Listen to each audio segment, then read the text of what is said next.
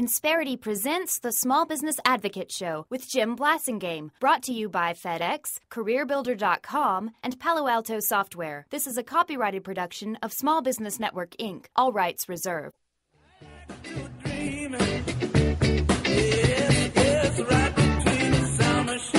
We're back at 7 till. I'm Jim Blasingame. Thank you very much for hanging out with us. Bill Brandt is our guest. I'm Jim Blasingame. I'm your host.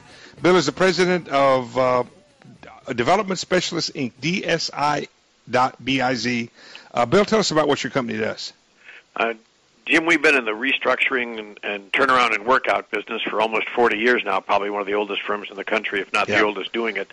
And we provide aid and comfort to businesses that need to be recentered and have gone off track a bit. Well, we do this for a living, and we're happy to continue to do it for another 40 years. I told the audience in the first of the hour when you were coming, I said, Bill takes the call from the bank that says, come help our client, or he takes the call from the client who says, come help me before the bank calls you.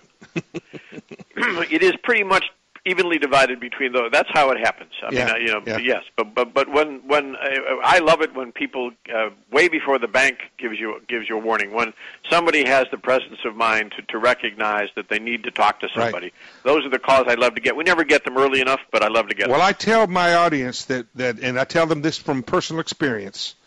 If you're having trouble, a phone call will be made.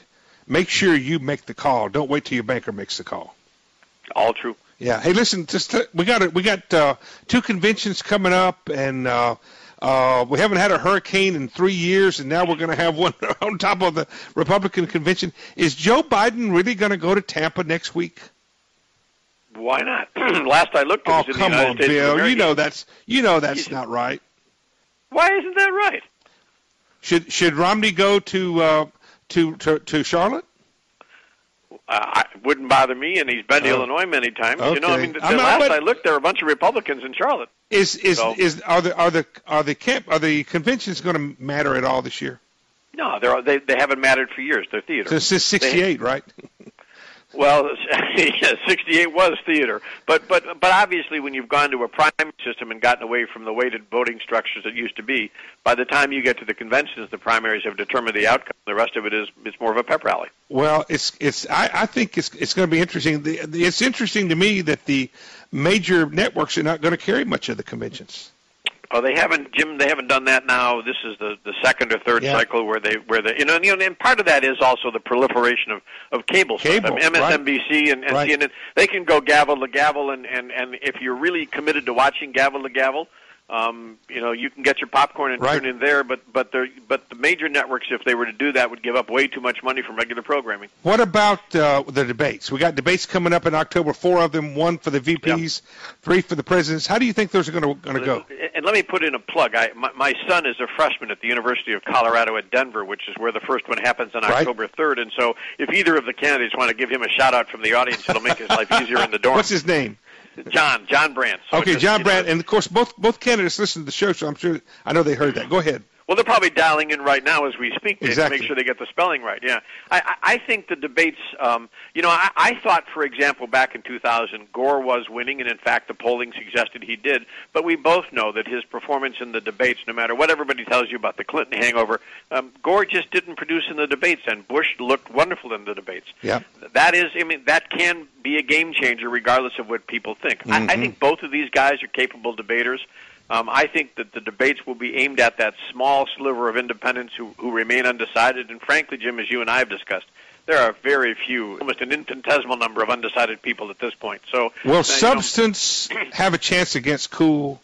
No. In a debate, in these kind of debates, the object is not to make a mistake. You are rarely going to convince somebody with wonderful oratory they should now vote for you, but you can do like who was it, Gerald Ford or somebody who said Poland's not under the Soviet Union. You can make a gaffe that just haunts you forever, and so looking at your watch. Or looking at your watch like Bush did, yeah. The object is not to make a gaffe. Can't win a debate, but you sure can lose one. But can substance beat cool? Can Romney, if Romney has all the substance and he nails President Obama, but Obama continues to be cool, can substance beat cool? Is America ready to handle the truth? Your premise is, of course, that Obama doesn't have substance. They're both pretty smart people. Yeah. I think that. No, I didn't say he wasn't smart. I'm talking about. I would love to see a substance debate, but you're not going to see that. I mean, that's not what these debates are about. They never have been. They're about who makes the gaffe and how the media portrays the gaffe. And then, as you know, there's a spin room after. And we wonder why our government isn't more authentic. Well, look, this is pretty mild stuff. Remember, Thomas Jefferson was shooting his riding Aaron Burr? Aaron Burr and Andrew... Hamilton. This is not new stuff. I know. Just, It ain't beanbag. Hey, Bill, I got to wrap it up. Thanks for being here. Good job today. Good. Well done. Always a pleasure to talk to you. We'll see you next time. Bill Brandt, ladies and gentlemen. He'll be back another day. We'll get him back at least one more time between now and the election, see how things are going. I got to go for this hour. I'm Jim Blasingame, the small business advocate, reminding you to always seek excellence, not perfection.